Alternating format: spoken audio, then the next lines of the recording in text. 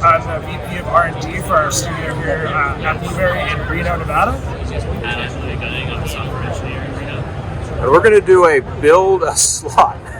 Yeah, so the goal of this was just kind of, pull back the curtain a little bit and show how we approach game design. So the first step is we kind of look at our development strategy. So I don't know if you can see that over there, but we've got a spectrum, right? From copying successful games, pretty straightforward, all the way to white paper innovation, which is like, we've never seen this in the industry before. Okay. We kind of like to live somewhere in the middle. And for today's exercise, we're going to focus on one of those strategies, which is a mechanic mashup. Okay. Which is just what it sounds. So you take one mechanic, another mechanic, put them together, you have something new. Right? All right. The other piece is our gaming archetypes. So you'll see these around our booth.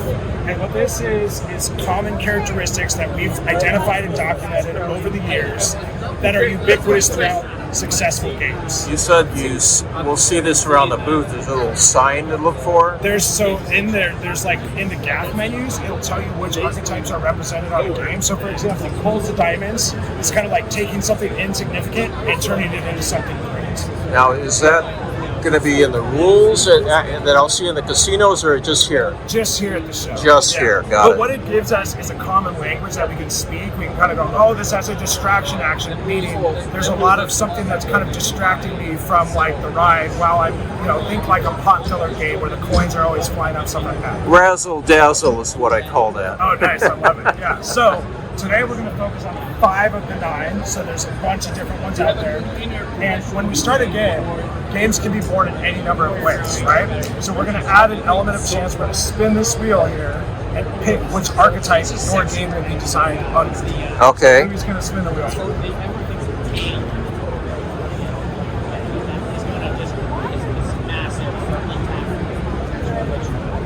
It's good you didn't spin it fast, be waiting for a while. Yeah, you learned that quickly. All right, snowball effect. Snowball, so this okay. is a rich get richer, right? So think Treasure Hunter. I don't know if you've played that one, but where once you start going, it just snowballs. The rich get richer. Okay. So we're gonna start our mechanic mashup.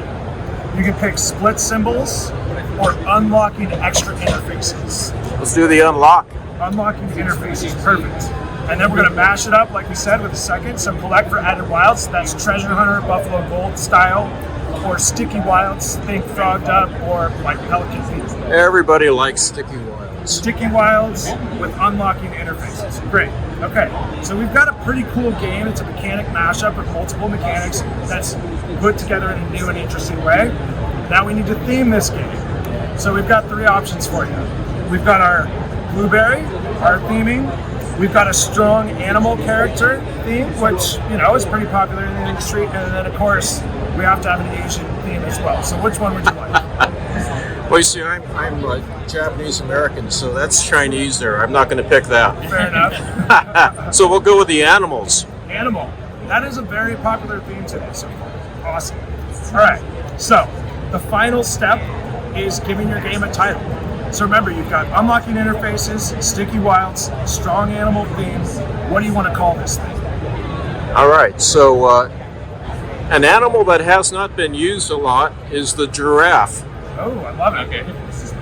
So I think there are some which have giraffes, but Yeah. that gives you the idea of something growing tall, maybe. Oh, nice. Yep.